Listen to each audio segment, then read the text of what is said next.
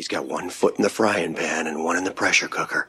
Believe me, as a bowler, I know that right about now, your bladder feels like an overstuffed vacuum cleaner bag, and your butt is kind of like an about-to-explode bratwurst. Hey, you mind? I wasn't talking when you were bowling. Was I talking out loud?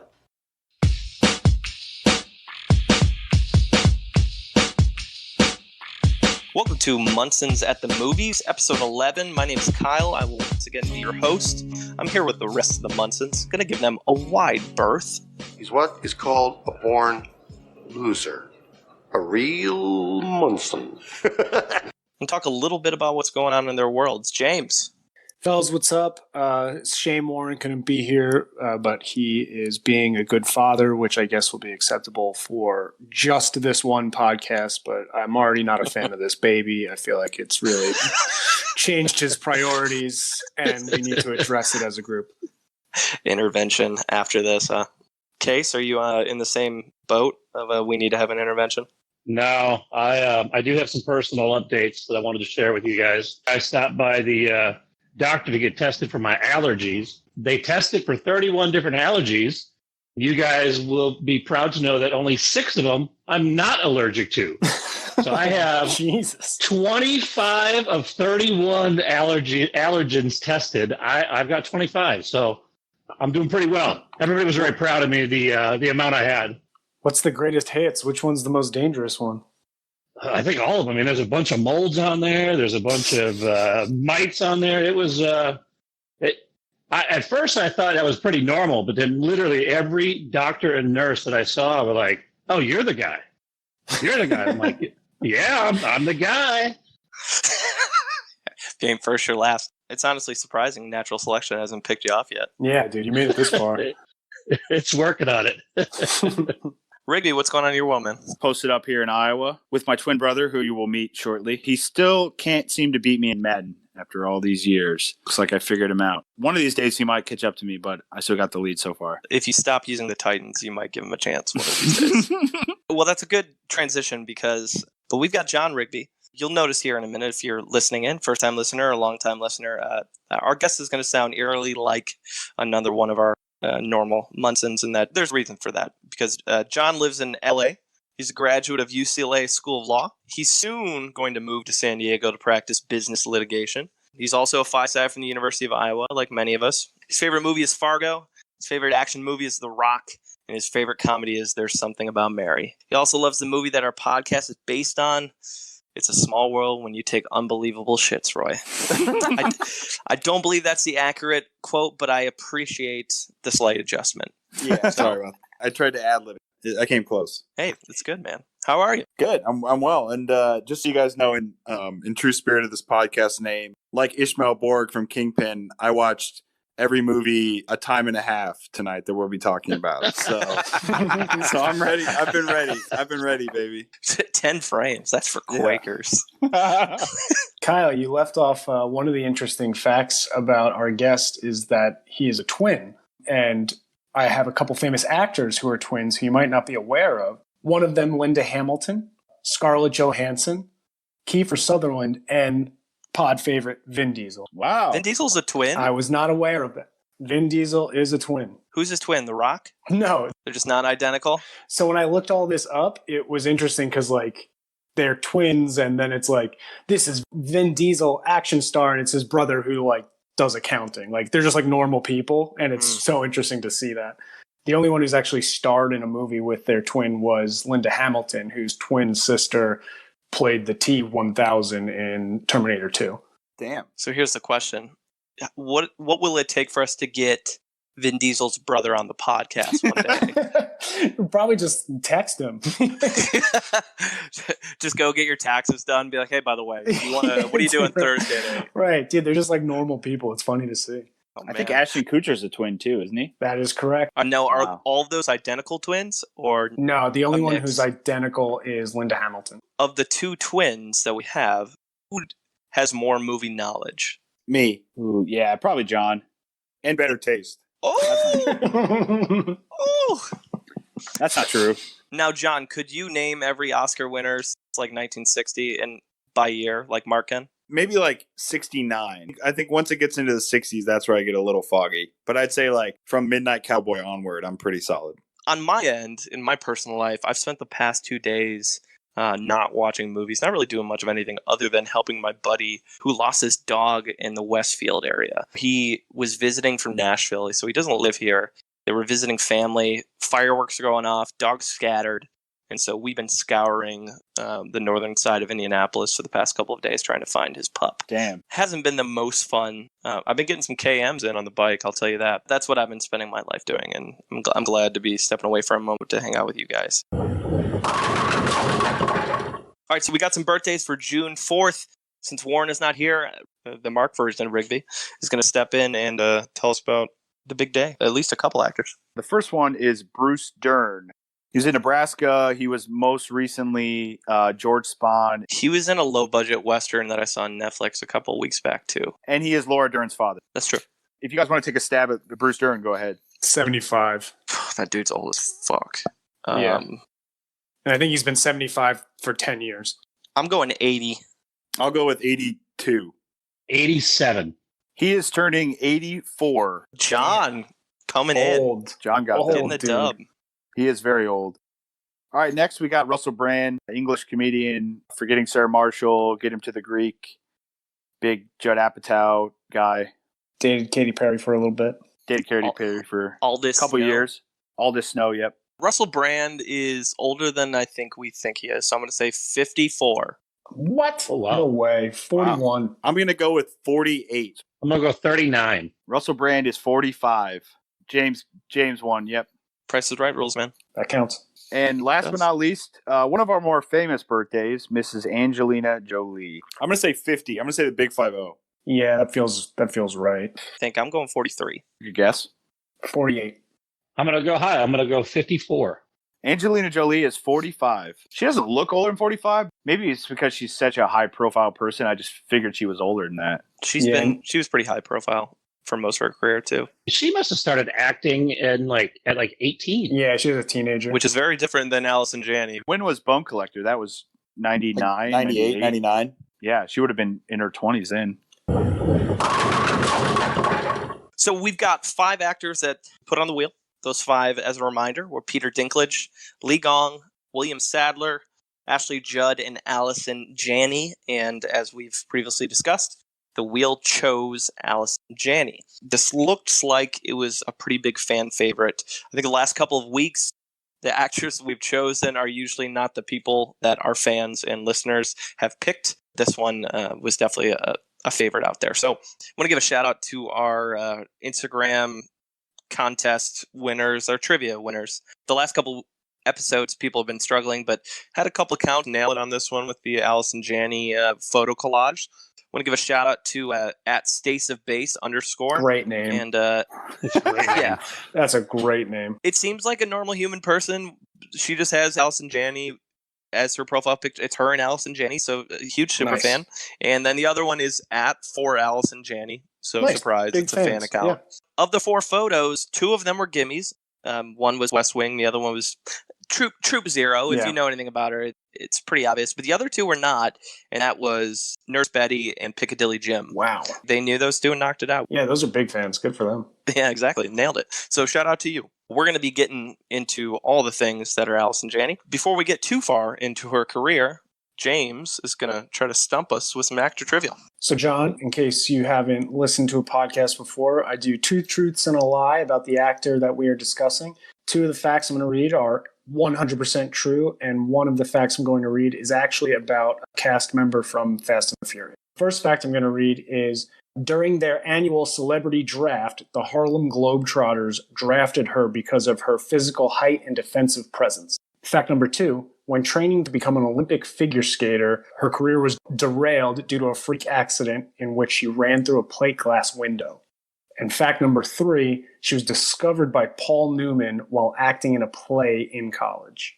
Damn, those are good ones. Wow. She is tall, so number 1 is tempting. I'm going to go figure skater is the lie, James. Same. I think she's too tall to be like a competitive figure skater.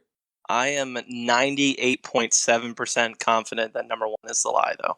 Despite she is tall, but that's the misleading part. I think James is throwing us off. I think, is that the Globetrotter one? Number That is one? the Globetrotter one. I think you're lying because that's Vin Diesel because of his ability to box out. I think it's a Vanessa Kirby fact. That's my guess. So the one you guys didn't choose, so you agree it was a fact, is a fact. She was discovered by Paul Newman while she was acting in a play in college. He was actually directing the play and told her that she should pursue acting professionally.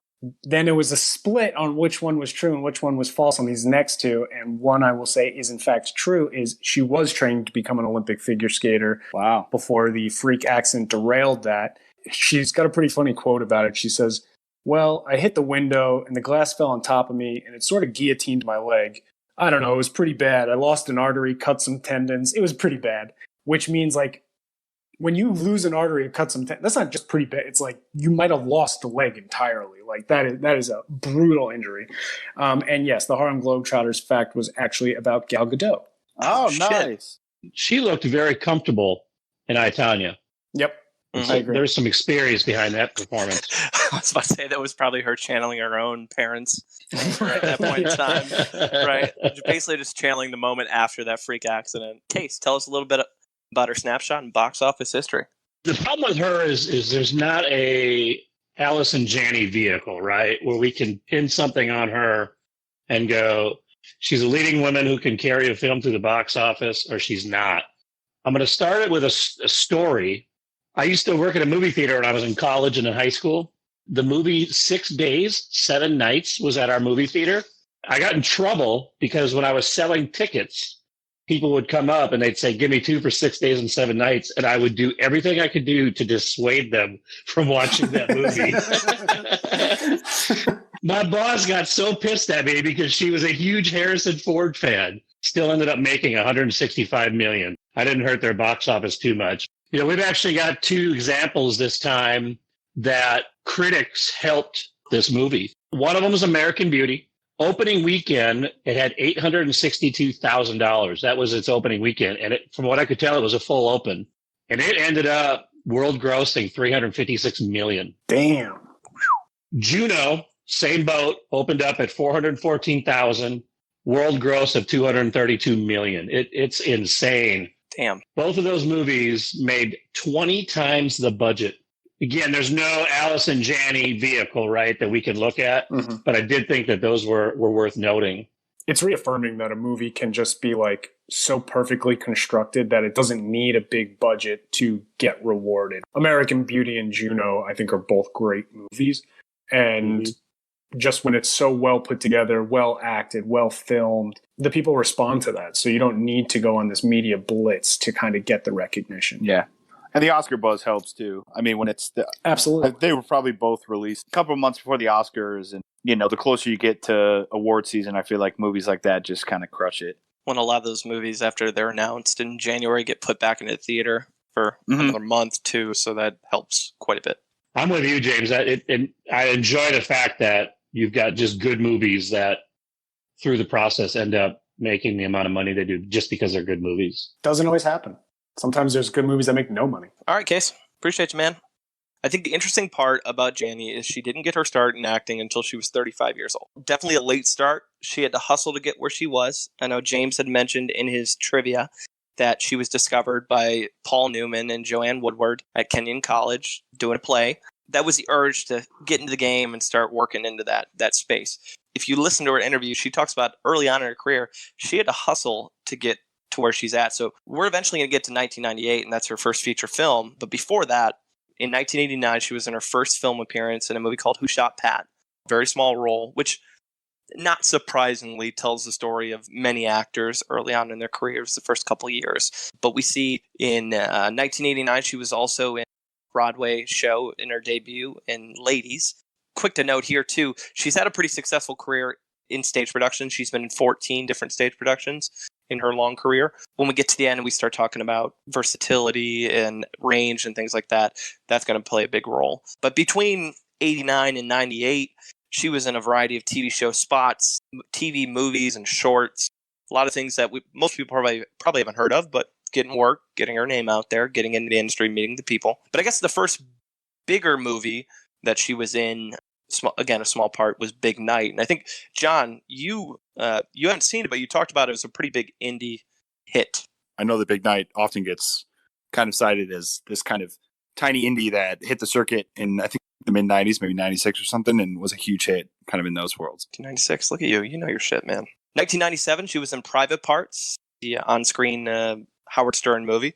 The point of Private Parts is that Howard Stern, it's a biographical film, an autobiographical film on his career. Basically, he's a shock jock, and she plays this station manager who always is sort of after him about him using cuss words and dirty sex jokes and things like that. The one thing I would say about her role is our first look at her being like sort of the stern, authoritative type character that she played in a lot of roles in the early 2000s, I think. Between 97 and 98, she was in 3 other projects: The Ice Storm, Julian Poe, and Primary Colors. I know we've seen a few of them, but again, her role is so small. I think a lot of times you forget what her role was in those films. Because I think, John, you had mentioned you've seen The Ice Storm. So The Ice Storm is an Ang Lee movie. It takes place in 1970s Connecticut, and it's about a set of neighbors in suburban Connecticut who experiment with key parties, which is like basically swingers parties in the 70s. Oh, we know what key parties are. Okay, yeah. And I forgot who I was talking to. And but the cast is great. The cast is Kevin Kline, Sigourney Weaver, Elijah Wood, and if I remember correctly, I think Allison Janney has like a very minor role as a neighbor. And I saw Julian Poe preparing for this episode, and she's got a pretty minor role in that one as the wife. So all that leads up to 1998. She plays a more of a major role in what we're going to call her first feature film, and that's The Object of My Affection. And James had the pleasure on that one. Leading up to this point, I think it's important to note that she was not getting a lot of roles in movies, but she was dominating television. And this is in regards to her role in The West Wing. Rarely do you see a star cross over from major television success to major movie success. Like, you can actually count them on like one hand how often that actually happens. And so at the time, she was struggling to break into film. We'll talk about The West Wing later, which is probably her most iconic role. But in regards to The Object of My Affection, I had no idea what I was about to watch when I watched this because I had never heard of it before. But the cast was great, and it looked like kind of like a rom-com, so I was in. Quick synopsis: it's adapted from a novel, and the movie's about like a romantic mismatch of a gay man played by Paul Rudd and a young pregnant woman played by Jennifer Aniston, who eventually fall in love with one another as friends when they meet at a dinner party that's hosted by Aniston's character's sister, who is played by Allison Janney. Aniston becomes pregnant with her ex-boyfriend's child and asks Rudd if he would like to raise the child with her since they are so close and they are best friends. They're believable as like sad, star-crossed lovers who know they can never really be together for romantic reasons that they obviously can't control since he is not into women. Janney plays a cynic and a realist who has a bunch of good one-liners that like shit on Aniston's boyfriends and are like super blunt and just like completely demoralizes them. Like, but she actually really likes Paul Rudd throughout this movie, but she's also the one character who's like skeptical of their relationship, which you appreciate because, you know, he's gay and all, and he's clearly not going to just stop being gay. I appreciated that because for a second, I was nervous that this movie was going to take the approach that like gay man turns straight because of fantasy version of what people think love is. And I'm super glad that they didn't go that way. I was shocked that a movie that came out around this time was willing to try and tell such like a nuanced story. And I appreciate the risks they were taking, but it really didn't like all come together. The characters make difficult choices and wistful decisions, trying to choose between the two types of love, like friendship and actual romance, but it's just never going to happen. And it could have been this very interesting story and great movie, but the editing of this movie, like I said, was like in the middle and it was awkward and kind of meh. I see this issue with movies a lot that are adapted from novels because they're like wildly vast and expansive and their story has so many little nuances that are probably easier to read on paper since they're their own chapter with their own tone. But on screen, it's like super jarring to see. Tremendous cast, very good acting performances, and a super intriguing story, but it's all wasted because they were like, maybe we're a rom-com. but this is a serious subject, and it just does that for the entirety of the movie. All right, James. Appreciate it, man. Good note that you made there, James, with some of the context. Normal episodes, we would filter in television work as we go along chronologically. With Chris O'Dowd in episode 10, we moved a lot of his to the end. We did all the television work on the end because he was in so much of it. Allison Janney is very similar in that she's done a ton of television work. So just to kind of clump it all together and make it less clunky as we talk and have this discussion, we'll hit that at the end. So if we hit some years where you're like, yeah, I loved her in that show, you skipped it, trust us, we're going to get to it eventually. Between 1998 and 1999, she was in The Imposters. She was in the aforementioned 6 Days and 7 Nights as Marjorie, Robin's boss. She was in Celebrity in 1999. Also in 1999, she was in 10 Things I Hate About You as Miss Perky, the erotic novel writing counselor at the high school. It's such a funny cameo. Like, the role's not major, but every scene she's in, they give her that one line that like steals that scene. She looks for a synonym for, what's the word? Like engorging, I believe. Yeah, there you go. Like who would ever use that word in a sentence that's not a repulsive sentence? And that's what made it funny to hear like an English teacher say that. So as our guest Munson, the way we do our episodes is each one of us hits 5 main categories, and then our guest gets the opportunity to pick a different film from the actor's filmography and cover that. And as soon as John Rigby heard that we were covering Allison Janney, he did not hesitate to tell me that he wanted to cover Drop Dead Gorgeous. So, John, tell us about this cult classic. So, yeah, Drop Dead Gorgeous, filmed in 1999, came out in 1999, just a few years after another Minnesota 90s classic, the Coen Brothers' Fargo, which is my favorite movie. This movie is about a beauty pageant in a small town in Minnesota called Mount Rose, which is an anagram for, it's a fictional town, but is an anagram for a real town called Rosemount, which is where the film screenwriter, a woman named Lona Williams, grew up. And she's a former beauty pageant contestant herself, so it brings a lot of autobiographical elements to it. Unfortunately, this is one of the only few scripts that she has had produced. The other sort of notable one, feature that is Sugar and Spice, which I believe you guys have covered on a previous podcast, sort of a black comedy cheerleading classic. Marsden. Cyclops himself.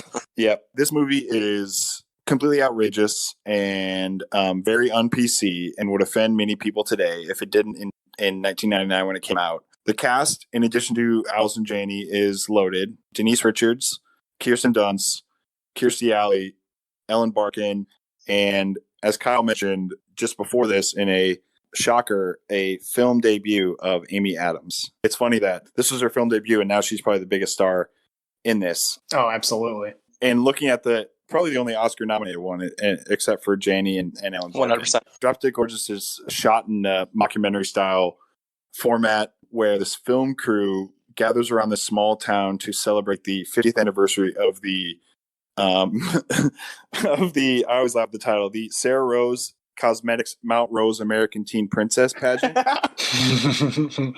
It has some great cameos, including Adam West as the introducer of the pageant, which is a hysterical scene in the beginning. He plays himself too, which I appreciate. That he doesn't ever try to be anything but Adam West. Yes, it's great. Allison Janney plays a neighbor who lives in a mobile home unit or a mobile home neighborhood next to Kirsten Dunst's character, who plays Amber Atkins. And Allison Janney is best friends with Ellen Barkin, who plays Annette Atkins, Kirsten Dunst's mother. And she's in it very infrequently. I'd say she probably has about 6 or 7 minutes of screen time in it, but she steals every scene. She plays a outrageously crass and horny, I will say, neighbor next door who's always looking to get some, or is always smoking a cigarette, always has a nice crude joke to fit in there. So it's an outrageous movie. There's some really good lines from it, especially if you're from the Midwest. The one thing I'll say about it, I love this movie and I could watch it over and over again. It's a black comedy that really leaves no character spared except for Kirsten Dunst. I was reading Roger Ebert's review of Drop Dead Gorgeous in preparation for this, and he said he liked it and he saw some similarities to Fargo in terms of its tone and its sort of pitch towards its characters, but felt like there was just like a lot of humanity lacking in it. And that's like, honestly, I couldn't agree with him more. Another interesting part of this movie that I love is that pertains to Janney is she said that in public when you know, just regular lay members will stop her on the street and say, I loved you in this or I loved you in that. The movie or TV show for that matter that always gets the most remarks is not The West Wing. It's not I, Tonya. It's this. And I think that kind of speaks to its cult favorite sort of quality. In regards to the cult classic you were mentioning, you can even see it in the reviews it got on Rotten Tomatoes, in which it has 68 reviews from confirmed critics that give it a 46. And it's got over 60,000 audience reviews that are 30 higher. So people didn't see this when it first came out, and they're just finding it and loving it. Our next movie is not until 2014, the movies we're going to cover and feature. So we've got a 14-year window between 99 and 2014. So we're going to run through a number of these roles she's had in films over the years. Some we'll spend more time on than others. But we're going to start with the first one. I don't think any of you have heard of it. It's called American Beauty. She played a character named Barbara Fitz. That must be like an indie classic or something. Yeah. But American Beauty, obviously, won some awards along the way. She is the wife of the neighbor next door who's like the Nazi, like the pseudo-Nazi. She is his wife. She plays the role of someone who would be married to a neo-Nazi, like military guy for 30 years perfectly. She's smoked, like looks like it's hard to get up every day sort of thing. She looks like she's been locked in somebody's dungeon for 25 years. It's a very small role as compared to Chris Cooper, who's, you know, one of the more dominant characters in it. But if you're looking for someone like, because I think that they had her in that role to show the effect that Chris Cooper had on this family, which was obviously intense and aggressive and exhausting. Yeah, exhausting. So 2000, she's in Nurse Betty as Lila. And then in 2002, she's in The Hours as Sally Lester. She played the partner to Meryl Streep in a movie that had 9 Oscar nominations and had 8 actors who were either nominated or have won Oscars over the years. So just a jam-packed cast. What's unfortunate is that movie came out in a time in my life where you could not have made this movie seem less interesting to ninth grade. Like ninth grade James had no interest in this type of movie. Yeah. So the fact that I still haven't seen it and now like reading about it and all the awards it's won, I was like, oh my God, I was such an idiot. Like I absolutely have to go back and watch this. I'm the same way. In ninth grade, if it wasn't about sports, or maybe for you, James, if it wasn't a Fast and the Furious movie, you just had a stupid action movie or something like. Yeah. Because this is a movie clearly like Oscar baity, and it is, you know, playing to that crowd. And for me at that age, like I want part of that. Ironically enough, I want every part of that now, and so I should definitely go back and watch this. Yeah, it's available on Prime. She is not one of the main characters. She's definitely minor comparatively to Streep and Kidman, Julianne Moore and Ed Harris. The scene she's in, she's effective at playing the role that she needs to alongside Meryl Streep, because it's more about Meryl. It's following these 3 women's stories. She doesn't have enough screen time to get a nomination like the others, but she does the job that she needs to. 2003, she's in Finding Nemo. She plays Peach, the pink starfish, in the bowl with Willem Dafoe and all the other characters, and I was impressed at the emotional range she gave the character when I rewatched it. Honestly, the changes in her pitch, I assume everybody's seen Finding Nemo. I don't know if you remember her character. I just didn't know that the characters at the dentist office all had names, and that's why when I heard that, I was like, who's Peach? You know, it's like it's either Nemo or Dory, and then I was like, oh, that would make sense. Forgot about Albert Brooks's character as his dad. Right. He's like, I don't think they ever say those names out loud. Also, 2003, she's in How to Deal as Liddy Martin. 2004, she's in Winter Solstice. 2005, she won a Prism Award for performance in a TV movie. So I'm assuming because it's a TV movie, none of us have seen it. Nope. But she won an award, a minor one, but an award. Also, 2005, she was in what I would call a pile of dark satirical shit called The Chum Scrubber. It sounds awful. So you didn't like it? It's not a good movie. Her role is minimal at best. I really wasted a lot of time. It's 90 minutes I'll never get back.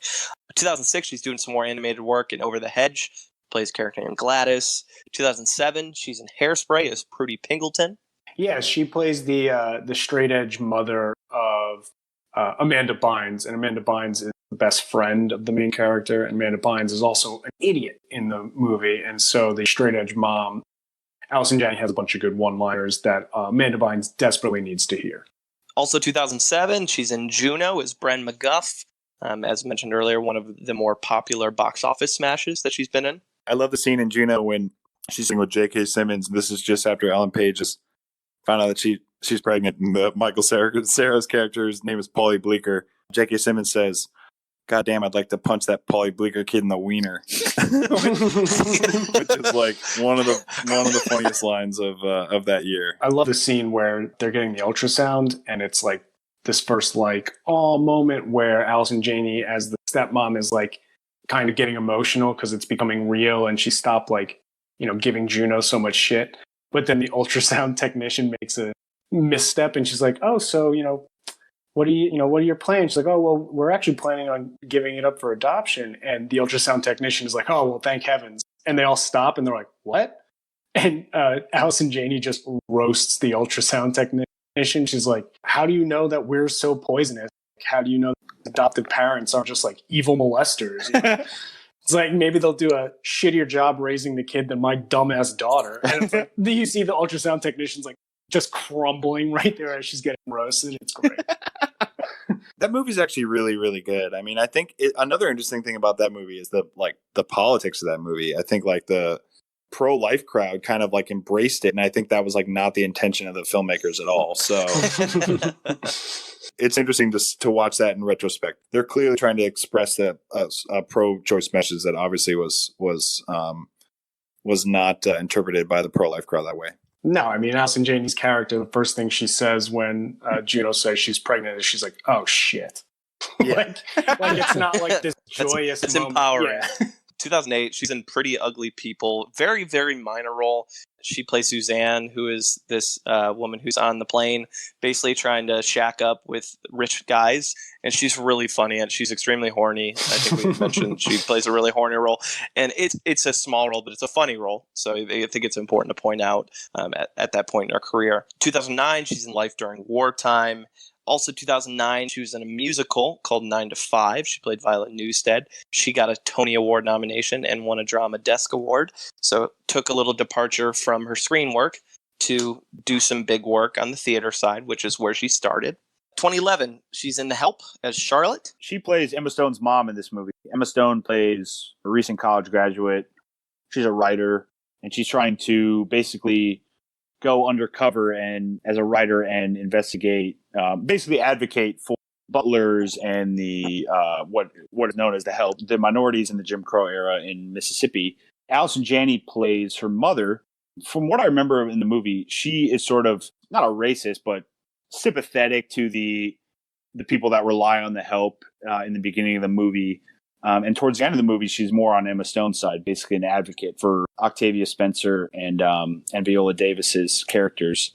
So she kind of has a character adjustment throughout the movie and a character arc that is pretty powerful. 2011, she's in The Oranges as Kathy. 2012, she's in Liberal Arts as Professor Fairfield, which she tends to play a lot of like academics, doctor roles quite a bit. I've noticed in a lot of her films.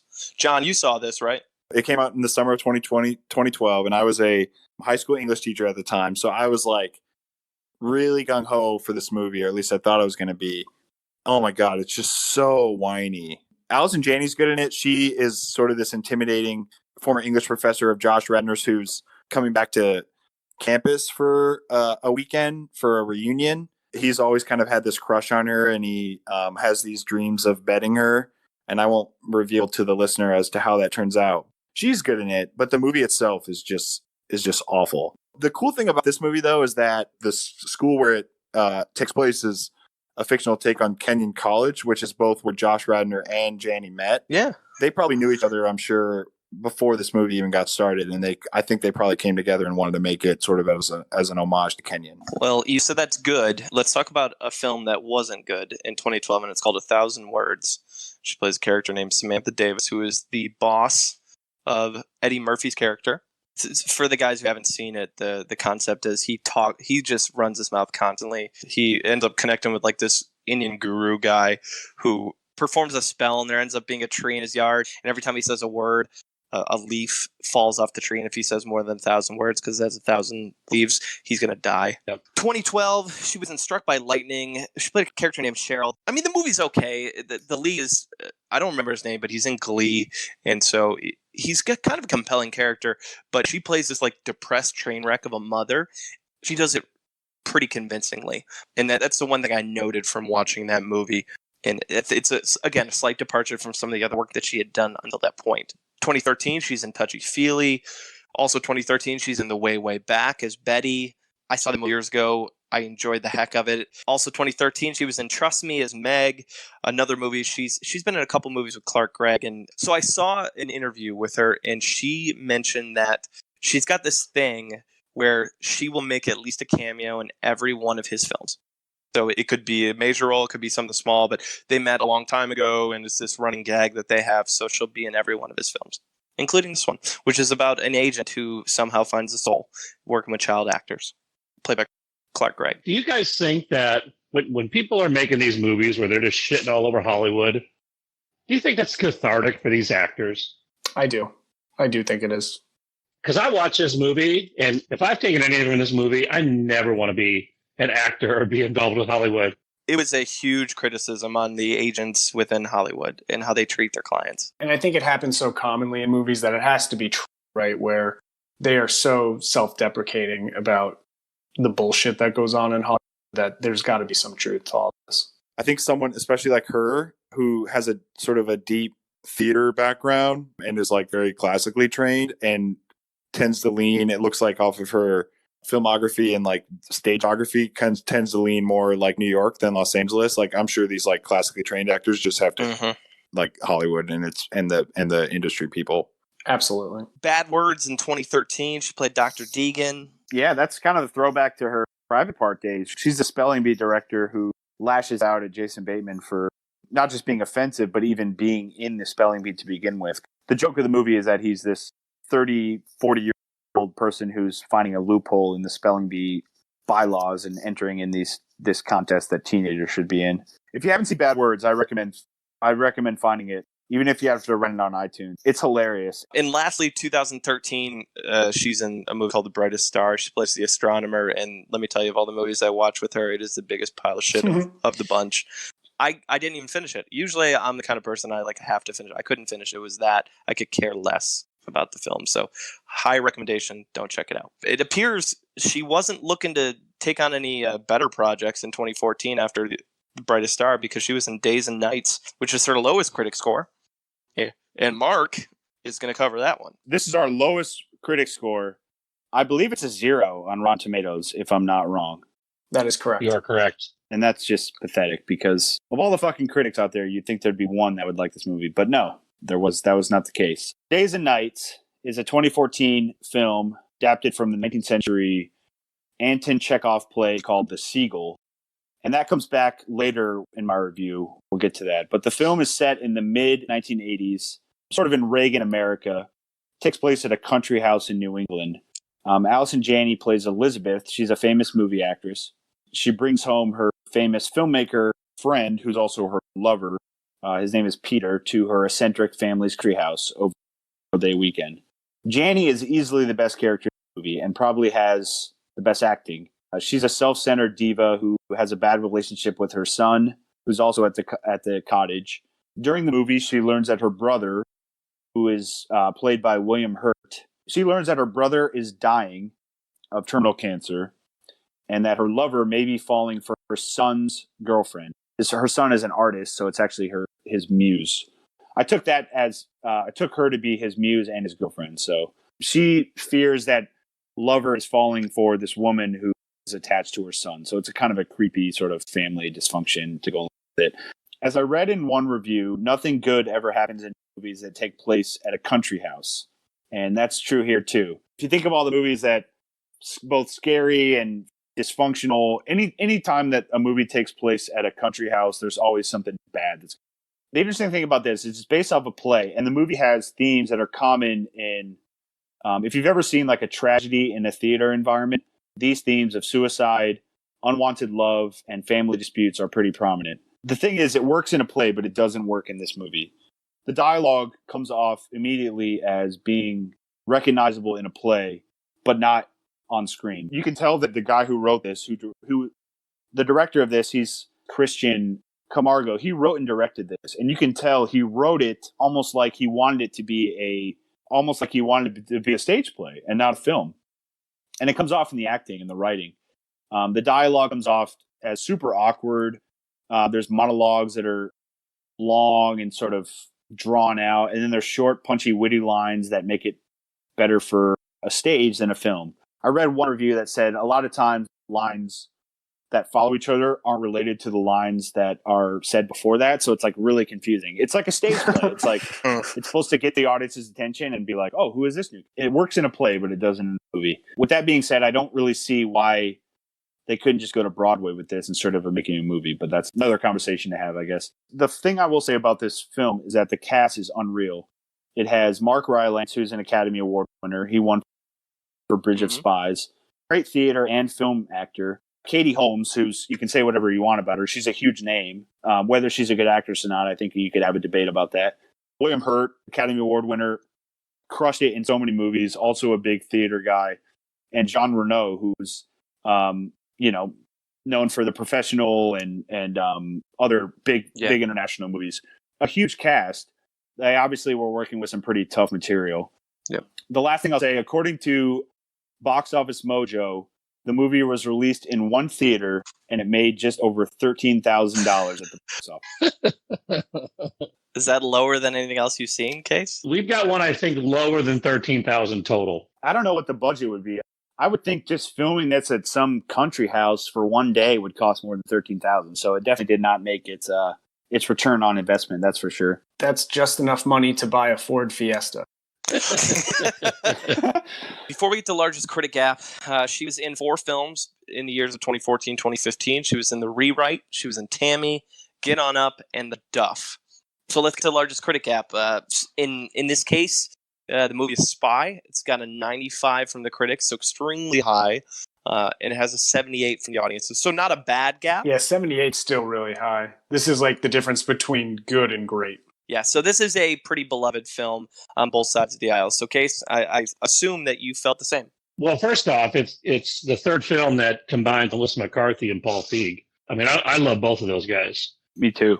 I recently heard an interview with Paul Feig where he said that this is actually one of his 2 favorite movies that he's ever made. The other one being A Simple Favor, starring Anna Kendrick. Oh, nice. In a different interview where he was talking specifically about this movie, he was talking about the dynamics of making a comedy. And Paul Feig said that the number one job of a director in a comedy is to control the tone.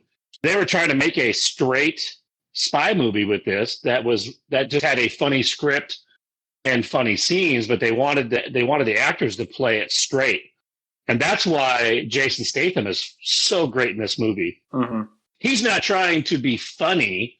He's just saying lines that happen to be funny, and he's doing it like a badass. He hits at every level. And then the other thing that I liked about what Paul Feig said specifically about this movie was he's always been a huge fan of physical action comedy. And when he was making this, he drew a lot of inspiration from Jackie Chan. And as I heard that and I thought about that movie, a lot of the scenes, even with Melissa McCarthy, her action scenes aren't necessarily supposed to be funny, but you find yourself kind of enjoying and being entertained by them because they do end up being funny. This is a spy movie. Paul Feig was very adamant about that. And he was really frustrated when it got announced that they were making it, because everybody has said, oh, great, Paul Feig's making another Austin Powers. And so he was really motivated to make sure that it worked out well. So Melissa McCarthy is the main star of this movie, and she plays a character named Susan Cooper. And she's the handler of an agent named Bradley Fine, who's played by Jude Law. It's established that she's got just a massive crush on Bradley Fine, and he gets killed in action by Rose Byrne's character named Raina. During that, as Raina's killing Jude Law's character, she says into the camera, I know all of your agents. And she basically says that if anybody comes after her, she's going to know it and she's going to kill them. Well, this is where Janney comes in, because Janney plays Elaine Crocker as the deputy director of the CIA. She nails it. She even said in an interview that she had to be able to be kind of a bully to both Jason Statham and Melissa McCarthy. And it's hilarious that she does it in different ways. She treats Melissa McCarthy's character as such a nobody. It just gives her the shittiest undercover roles. It's unbelievably funny. Then you turn around and in the same scene, I mean, she's elfing Jason Statham, and it's very believable. She does a really good job in this role. Well, she ultimately sends Melissa McCarthy's character, Susan Cooper, over to Europe to observe and report basically on Raina or Rose Byrne's character. The overall mission, and I'm not going to get into it too much because it's a spy movie and there's just so many twists and turns. But the mission is to recover a suitcase with a nuke that Melissa McCarthy's character discovers. Raina knows the location, so they're trying to figure out where it's at. I mean, it's just a really good movie. One of the things Allison Janney said as to why she enjoyed this role and that Paul Feig really thought she was perfect for it was because if you think back, or if you think into her TV career, we'll talk about the Westling later, you know, she really established the ability to be able to throw her weight around and control the boys. And that's what she really needed to be able to do in this movie. Not necessarily control the boys, but you've got some massive characters and some huge actors with a lot of chops. So she needed to be believable as somebody that's kind of the boss and showing people around. And she nails it. Her ability to be that boss in two different directions within the same scene, it was fantastic. I would agree with that description. I haven't seen all of the West Wing, but the ones I've seen, she is very bossy, and you need that in as someone who's a deputy director of the CIA, sort of play off of Melissa McCarthy's antics in that movie. She was a perfect cast for it. 2015 to 2017, she's in a number of projects. She is in Minions as Madge Nelson. It might be Madge, but I just like saying Madge, like John Mulaney from his stand-up, Madge. But in 2016, she's in a movie called Tallulah, which is available on Netflix. It's kind of a hidden gem, similar to Incredible Jessica James and some other ones we talked about last time with Chris O'Dowd. She plays a character called Margot. It's another collaboration with Ellen Page. Basically, Ellen Page is homeless, leaves her boyfriend, who is Allison Janney's son, and ends up like basically stealing a child from a really bad mother and pretends it's hers, and goes to Allison Janney, who is married to a guy allegedly who is an academic and is lying to stay in the home. And it's two broken people coming together in a dramatic type of film about this child who clearly is getting neglected. And it was a surprisingly good movie. So if you get a chance, check it out. She's great in it. Ellen Page is good in it as well. So it's all around, it's good performances. But to kind of wrap us through, she's in Finding Dory, again, as Peach, Girl on the Train, 2016, and Miss Peregrine's Home for Peculiar Children as Dr. Golan, another doctor, psychiatrist type of role. That brings us to 2017, which is her largest audience gap, and that movie's called A Happening of Monumental Proportions. Now, Warren was supposed to cover this one. The gap is significant. It's vast. Mm-hmm. So it's a 17 to a 64. So critics absolutely hated it, and audiences gave it a decent score. I mean, that's almost, 50 points? Yeah. It's almost 50 points. It came out in 2017. It's got a ton of big-name actors. You'd mentioned Katie Holmes earlier. It has Common in it. It has Allison Janney. It has Rob Riggle. It has a whole bunch of pretty prominent actors. But I never heard of it. And the fact that the critics rated it so poorly tells me it's probably pretty reminiscent of Accidental Love, the movie we covered on the Marson episode. Just like a movie that had good intentions and is supposed to be mockumentary type of movie, but it just doesn't really connect. 2017 to 2019, before we get to highest critic score, she's in a movie called Sundogs in 2017, plays the wife role to Ed O'Neill. But that also brings us to I, Tonya, 2017, her Oscar-winning role as LaVona. So I know we want to make some space for this one. So this movie rocked. I did not. All I knew of the Tonya Harding story growing up was the Nancy Kerrigan getting clubbed, the whole incident. I did not. I was too young to fully grasp what was happening. And this movie is so interesting.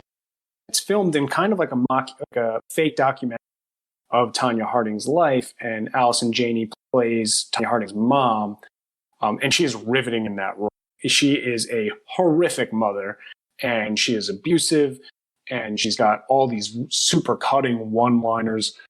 But the movie does this good job of being somewhat funny, but still like emotional and somewhat tragic. And it actually kind of makes the viewer bad for your perception of Tonya Harding, because I always judged her as like this, piece of shit, white trash girl, clubbed, the nice person, and was just trying to cheat to get ahead. And then you watch this movie and like it makes you feel like shit for her, because you see she's been abused her entire life, and the media just portrayed her that way while it was happening. And Allison Janney is fantastic in this. Similar to Drop Dead Gorgeous, she can just really smoke a cigarette in this movie. I feel like she's just smoking all the time. Can.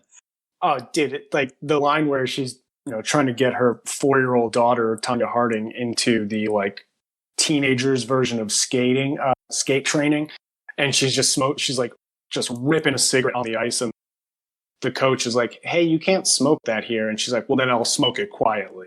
Like immediate aggression met her right on the ice. Like, are we about to fight over the cigarette? Or are you training my daughter? Like, what's happening? John mentioned this earlier. She obviously won the Academy Award for Best Supporting Actress in this role. And the person that was probably closest behind her was Laurie Metcalf in Lady Bird. Completely agree. Mom. Yeah. And I think they have a pretty similar almost career arc. They both started out in TV, and then I would probably argue that Janney's probably had a little bit better of a go than Laurie Metcalf, but two recognizable names, and I think either of those women could have won that year, and people would be satisfied. Well, I will throw this out there too. Fun fact about Janney in I, Tonya. She is one of 15 actresses to ever win an Oscar, a Golden Globe, a BAFTA, a SAG, and Critics' Choice Award for the same role. Yeah. Wow. So, I mean, it's pretty impressive. She swept the entire circuit. Yeah, I think it was also like the supporting winners that year everyone wanted, because that was her and Sam Rockwell, who I feel like people like the consensus there was pretty clear. And then I can't remember who won Best Actor that year or Best Actress that year, but I do know that when Gary Oldman won Best Actor, Frances McDormand won. That's right. That's right. So obviously that was a clear favorite. But by the time Gary Oldman won, no one wanted him. They were like just anybody but him. No. Yeah. Yep. Yeah. People didn't love Missouri, the movie itself. Like some people loved it, a lot of people hated it, the way they portrayed race. But there was no denying that Frances McDormand was just a powerhouse in the role. 100%. So, when Allison Janney won, one thing I love about her is she's super kind of critical of Hollywood and kind of talks through the bullshit and breaks the fourth wall of this, like we're all super classy Hollywood experience. And when she won her award, the first thing she said when she got up there, she's like, "I did this all by myself." And like, no one's at that. This is all to me. In 2017, she was in 6 Degrees of Separation as Wisa Kittredge. I don't know how to pronounce that, so we're just going to let it live there. But this was her return to Broadway after taking a few years off, focusing on film and television work. And then also in 2019, more of a relatively newer project, she was in Troop Zero as Miss Massey. It is available on Amazon Prime. Highly recommend you check it out. It is a quality film. And then also she's in Ma as Dr. Brooks, which is Octavia Spencer at, some would say, her best. That brings us all the way to her highest critic score. Something to be said that her highest critic score is in 2019, so very recent. That means she's only getting better with the work that she's doing, at least in my estimation. I watched this for the first time probably 3 or 4 weeks ago, loved it, and I will say on the second watch, it got even better. And I would say at this point, I know the year's weird because of movie theaters closing down and a lot of movies getting pushed back, but I can confidently say I think this is the best movie that I've seen that's been released. I know it was released technically in 2019 at a film festival, but released on streaming platforms, it would be the best movie that I've seen so far this year. Basic gist, if you haven't seen it, the beloved superintendent of New York's Roslyn School District, played by Hugh Jackman, and his staff, friends, and relatives become the prime suspects in what is the single largest public school embezzlement scandal in American history of over $11 million total. The corruption is rooted in the school's desire to push students to prestigious institutions and keep local property value high. The scheme is blown up by student journalist played by Geraldine Viswanathan. There's a really pivotal scene where Frank, played by Hugh Jackman, encourages her at the start to take this puff piece story and make it something worthwhile, because he like still believes in education, and the movie is him as being this guy who seems like the only noble one, or one of the noble educators in the bunch, and then it obviously flips on itself. That scene kind of portrays what happens in the rest of the movie, because it ends up being his downfall, the idea of mentoring and empowering students to do more with what they have available to them kind of brings the house of cards down. Janney plays a character named Pam Gluckin. She's the school's business manager. The basic gist is, over a number of years, she cooks the books and is stealing money from under the table and buying houses and all sorts of luxury. Her son is played by Jimmy Tatro, which is hilarious. And he's basically the jackass who gets her caught in the first place. He goes to one too many Ace Hardware stores, right? I did not realize that was him. It's Jimmy Tatro, yeah. It's directed by Corey Finley. This particular project, I mean, it just blew me away. And the second watch, once you know the turn, then you start to see the dialogue, the posturing back and forth between Jackman and Janney. It really takes it to the next level. The little things like the leaky ceiling and the focus on that. It's this glimpse into a corrupt administration and how they're just wasting taxpayer dollars and instead spending it on PlayStations and dumb shit like that. I think what makes this movie great is the screenplay and its ability to convince you that Hugh Jackman is one of the few trying to do it right, and frames Janney as a devil. And then when she gives that her exit interview, it just says, "I'm not the sociopath here." That's when the entire thing flips on itself. Dude, I love this movie. There's just so many things I love about it. Yeah, I agree. The score and the soundtrack is perfect for portraying the tone of the scenes. There's like classical music that is like you wouldn't expect, but just drops out of nowhere and it conveys this really heavy tone to the scenes. And then the cinematography, the way that they like portray the gravity. So even the one when they confront her in her office, the way they're all set up in the office with Jackman sitting down and them standing over top of him, literally frame back and forth constantly. I love the way they use the cameras in there. So her role, she's an asshole, her character, and she does it in a subtle fuck you kind of way. Mm-hmm. Yep. Her nonverbals are incredibly good. When her niece tells her that she spent $2,800 on early Christmas shopping, and you can tell she wants to rip her head off, but her facial expressions don't change at all, because she realizes, like, I encourage this. I reap what I sow in this one. That, like, her nonverbals are so good. And when she comes home and just destroys Jimmy Tatro, admitting that she's been stealing for years, like, that scene it's like her coup de grace. Like, that's when she shines. So I have nothing but praise for her in this movie and the movie overall. I think it's incredible. I wish she would have been in it more, honestly. I mean, I feel like I feel like the last half of the movie she's barely in it, but that's just because she kind of has she's the first like fall from grace from them. Yeah. And I would confidently say Hugh Jackman's my favorite lead performance of the year so far, because I think he's incredible in that role, and Janney is right up there in the supporting actor side. One thing about the movie that was cool was that the screenwriter was he was in middle school in Long Island when this all took place, so he wrote a lot of it. He wrote a lot of it based off his, obviously he wasn't old enough to really understand it, but I think he probably read the papers and stuff and always was sort of interested in it. So it was hit close to home on his end. I think he's a graduate of the high school that it takes place. That would make sense. Yep. Mm-hmm. That's about as good of a source material as you're going to get. When I first was amped about this is I grew up knowing this story vaguely. When the movie started, I was like, oh, well, I love Hugh Jackman. I love Allison Janney. We're doing this pod. It's perfect timing. The moment the movie started, it is so true to Long Island's mindset and even Long Island's locations. Like, I recognize some of the areas there. When Jimmy Tatro is at the Ace Hardware and the guy says, for the amount of money you spent, we'll deliver what you need. And his dumb brain says, I need it delivered to East Hampton. In my own brain before the next scene, I was like, that's an 1.5-hour drive. Like, this guy's an idiot. And then the next scene is the guy being like, yeah, why are we delivering stuff from Roslyn to East Hampton? That's like an 1.5-hour drive. I was like, oh, wow, this is very true to form, where it's like he gets caught because he's an idiot and doesn't realize that that's illegal to do.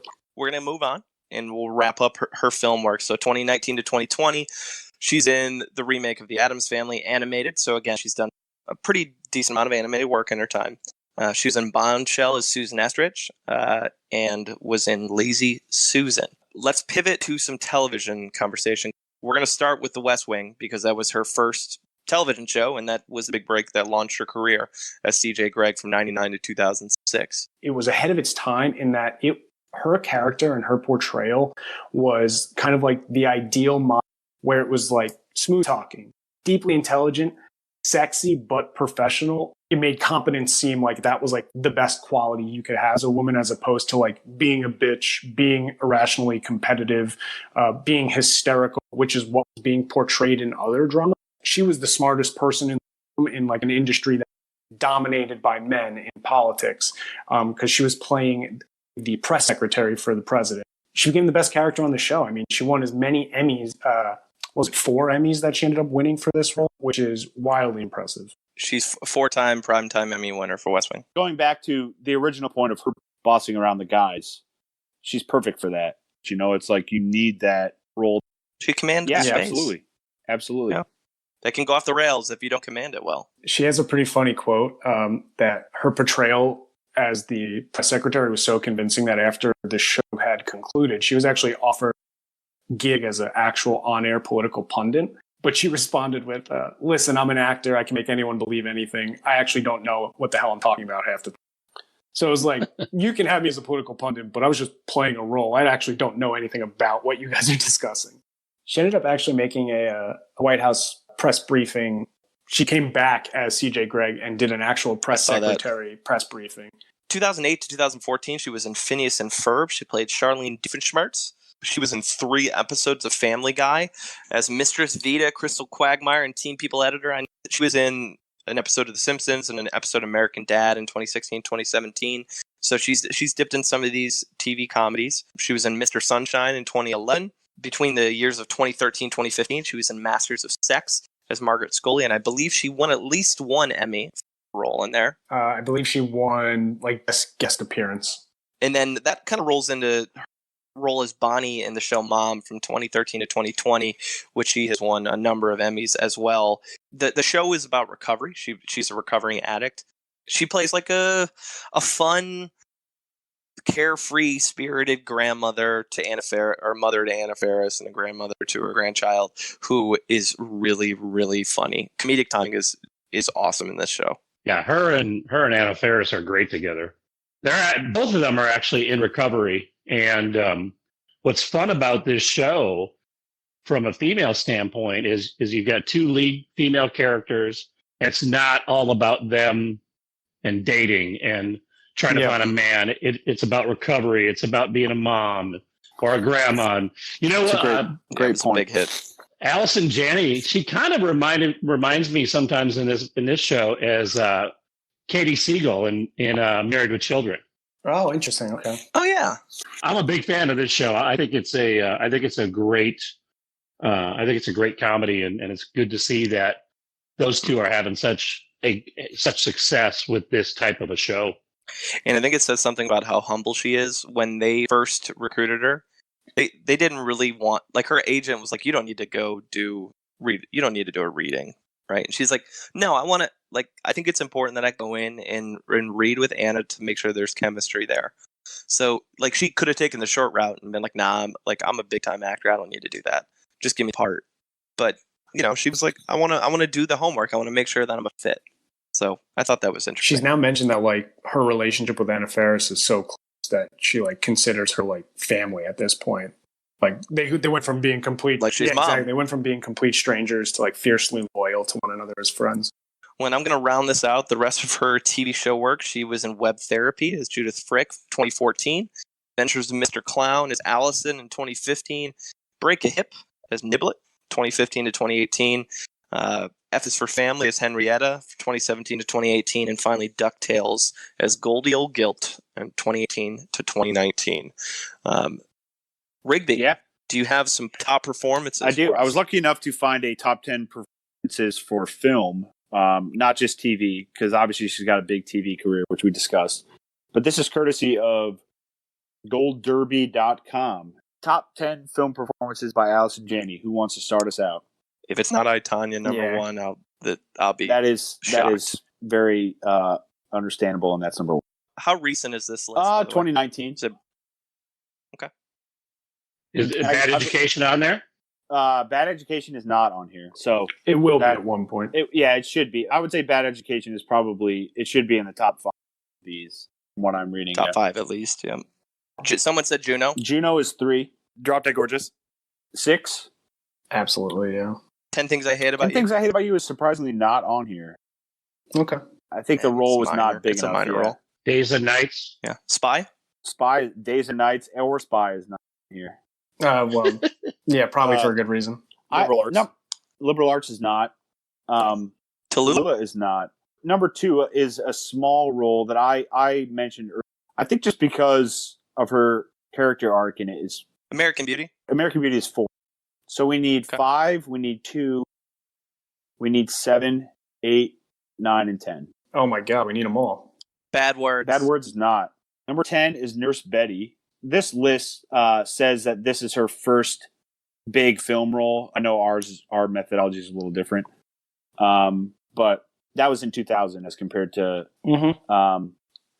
Object of My Affection. Object of My Affection, which was 98. Is that right? Yeah, 98. Yeah. Girl on the Train is number 9. Good for her. Hairspray is number 8. I know. Number 7 is, we mentioned it earlier, Oscar bait. The Hours. Yeah, absolutely. Yep. Yeah, she's Yeah. good in that. I mean, I can't hate on Number that. 5 is The Way Back. Oh, it's a good movie. I need to rewatch And it. number 2 is The Help. So Okay. I have to see these movies, is what you're telling me. Yep. So let's get into the Munson meter rating system, and this is how we evaluate our actors. So we dig through their career and we rate them on a scale of 1 to 100 based on a variety of factors, and those factors include their longevity, how long have they been in the game, how consistent have they been. We talk about their pop culture impact, right? Are they a household name? Would the average Munson on the street know who they are, and what would they know them for? We consider their range as an actor. Side projects, leading, whatever those things happen to be. We take a look at their awards footprint.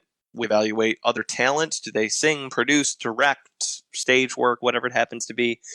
We evaluate them based on their personal life. Are they a great person? Do they have some really racy stuff in their background that gives them a notch down? And then we also look at their comedy chops. So with all that said, we are going to start with James. Cool. So I was really excited when the wheel decided on Janney. I have been a fan of hers, and I was excited to do a deeper dive. And I was blown away, actually. She's more impressive than I originally remember. Kyle mentioned it earlier, but she's one of 15 actresses in history to win Critics' Choice, Golden Globe, Screen Actors Guild, BAFTA, and Oscar, all for one role, and that was for portrayal as LaVona in I, Tonya. She's won 7 Emmys, 4 for The West Wing, 2 for Mom, and 1 for Masters of Sex, which is the second most awarded in history. She's only 1 win away from tying Julia Louis-Dreyfus for the number 1 spot. I did not know that. So to be the most accomplished Emmy winner is just another notch in her belt. When you include her Academy Award, I, Tonya, this is staggering, but she has 226 nominations and 110 wins spanning film, television, and theater. Wow. I was blown away by that. She's funny, smart, mean, compassionate. She expertly can portray like the entire range of human emotion and always steals the scene that she's in. Just has that commanding presence. The only thing I'm taking points away is the lack of leading roles and lack of kind of blockbuster movie name recognition. However, all that being said, I'm giving her the highest rating any Munson has given so far. I'm going to give her 88. Wow. Wow. That's uncharted territory right there. All right. Case, you're up next. Yeah, I think James said it pretty well. For once, I get to compliment somebody on the amount of awards that they've gotten. That's one of the things that I feel like I'm very critical of. She scores pretty high on mine, except in the areas of just talents and flexibility. I think she's got 2 great ranges. She's either on one end this incredibly authoritative, dominant presence, or on the other end she's kind of this kind of fun, just character that you're just attracted to. But I haven't seen a lot out of her in the middle, and that's what I loved about Bad Education. Is I felt like that was one of the first movies where she was in the middle there, having a full range. But that being said, I mean, she's getting my second highest score, and I'm going to give her a 78. All right, John, our guest Munson, what do you got? I thought a lot about this, and I think that any points that she's going to lose from me are some of the major clunkers that she's in, along with her liability on Tate Taylor, which I can't give up. But I do think that some of the concerns we've had about her not being a lead and sort of a star vehicle for, I think are going to be assuaged because she has a movie coming out either this year or next year called Breaking News in Yuba County, which is she's the lead in. It's a movie that sounds right up my alley. The premise on Wikipedia says that a woman buries the body of her husband after he dies of a heart attack when caught cheating on her. She struggles to keep it secret. So I think sort of the black comedies that we talked about, which are sort of like right in her spot between Bad Education and Drop Dead Gorgeous and her sort of bit parts in 10 Things I Hate About You, where she kind of really sort of, I think, excels as an actor in narrative films. I think this will be a good one for that. I'm going to give her a 77. And I picked the number because her height, she's 6 feet, reminds me of a tall center in basketball named George Marison. He's number 77. She could post up any NBA player with that height. So I'm gonna go with the 77. She was an athlete, so I'm sure she can hold it down. She could definitely dunk on me. She has a pretty funny quote that in regards to her height, she's like, years ago, a casting agent told me the only roles I would ever get were lesbians and aliens. Yeah, I saw that. so funny. Yeah. I'll jump in. I'm giving her a high score just like you guys did. You've hit most of what I wanted to touch on. I think the big thing for me is she got a really late start to her film career, and it's amazing what she's been able to accomplish after the age of 35. I mean, most actors we cover starting at 18, 19, 20, 21. So she's done all of this, which is probably good. She was in her, I'm going to put in air quotes, her prime, right? Like she probably had a better mind for picking good roles, was being smart about where she spent her time. And she's been a very, very busy actress over the years and has done a ton of stage work alongside her film and television side. I mean, there are very few actors who have been able to excel in all three of the formats, like James had mentioned, with all the nominations and all the wins. There's not much I'm knocking her on, because I also think she's a really funny person as a human, and she seems absolutely lovely to work with, even when she was like talking about her dating life with like on late night TV, talking about like dating guys in their 30s and how she doesn't really want to do that, but it's kind of fun to be like desired as a cougar. She just seems like a really pleasant human, so I'm going to give her an 80. Nice. Which is my second highest score behind Chastain. Mark, finish us out, man. I'm going to give her a high score as well, and my reasoning is, I was thinking about this. One of the hardest things in Hollywood is, especially if you're in a TV show, is to break out from a separate, like if you're a star in a TV show, like a George Costanza but think of like someone who played a huge role in a TV show who had a hard time finding other gigs because they always thought in that role, basically. Yeah, typecast, yeah. And I think Allison Janney has done a great job of avoiding that. We're a film podcast, we're not a TV show podcast, but I think it's hard to ignore that someone can have huge roles in 2 TV shows in 2 different centuries. I think that's really impressive. I get The West Wing was a late 90s show, went into the 2000s, but it's still a huge gap in between there. And she's been on Broadway. She's won an Academy Award. She's active on social media. She seems to have a pretty good social scene sort of thing. Hasn't gotten in any trouble. I know we sort of take that into consideration.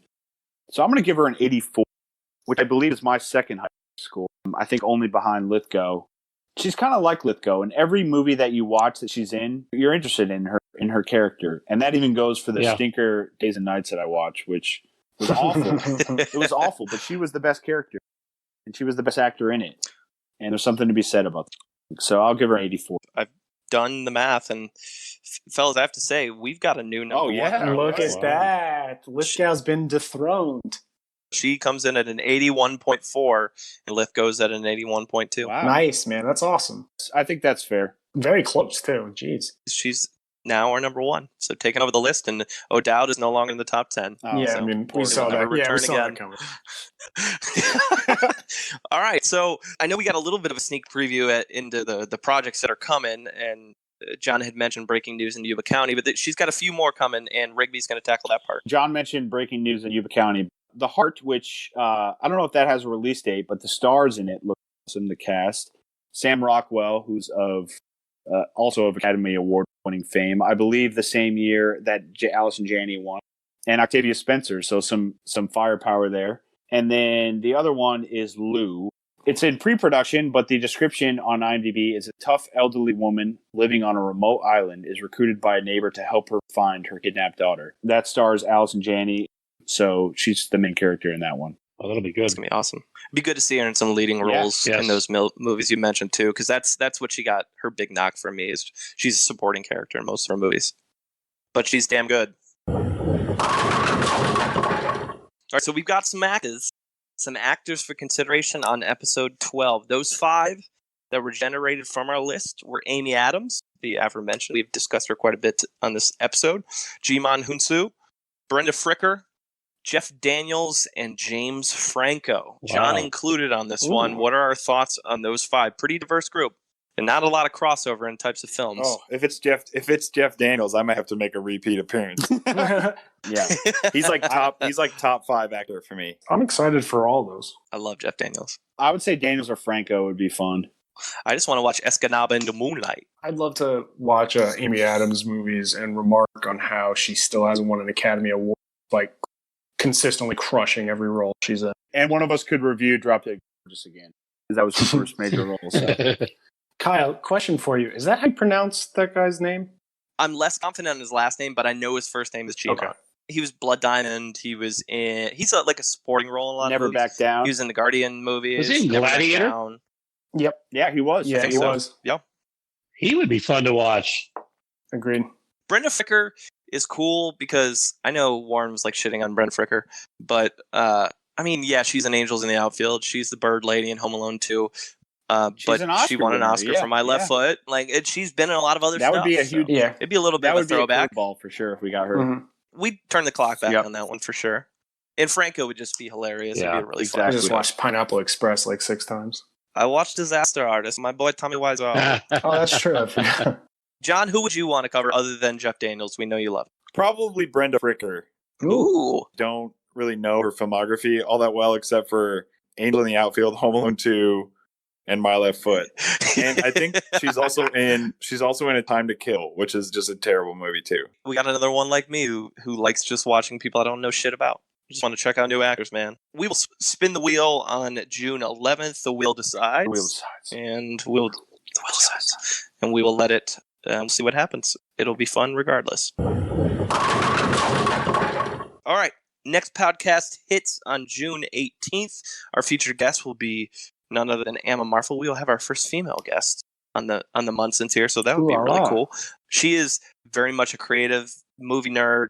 Does a lot of really cool stuff that I'd be interested to hear about on some of her side hustles, independent consulting work, that kind of stuff. So it'll be a fresh perspective. John, it's been a damn pleasure, man. We appreciate you joining us. Yeah, thanks for having me on, guys. This was a lot of fun. You have any plugs you want to make? No, just send me good vibes for the bar exam later this fall. Ooh, good luck, man. Thanks. And send him good luck in playing me in Madden. Gonna happen. Yeah, good luck on that. Tell him to not use the Titans. Well, John, we appreciate you, man. Well, I'm sure we'll find a way to invite you back at a later time. Yeah, thanks, John. One Rigby is definitely not enough. Yeah, sounds great. Happy to contribute to the high score in Munson history. Attaboy. That's true.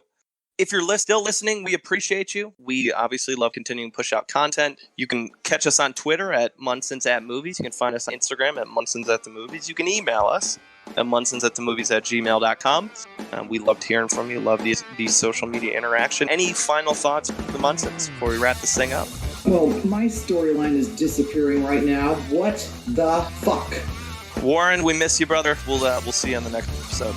Munsons out. All right, let's go. Thank you for the education, gentlemen. We've just received a PhD in stupidity. Doctor, shall we?